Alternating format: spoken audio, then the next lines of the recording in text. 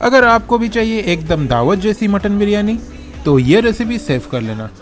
Mutton देखो कितना juicy और परफेक्टली कुक्ड है, और राइस एकदम फ्लफी, सेपरेट और फुल ऑफ फ्लेवर।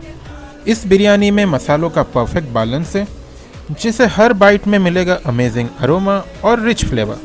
लेकिन ये बिरयानी मैंने एग्जैक्टली कैसे बनाई, मटन को इतना टेंडर कैसे किया और राइस को परफेक्टली फ्लफी कैसे रखा, उसकी complete step by step recipe मैंने अपने फुल वीडियो में शेयर की है।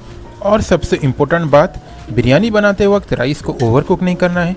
राइस को परफेक्ट टेक्सचर तक कुक करके मटन के साथ लेयर करेंगे, फिर लो फ्लेम पर दम देंगे।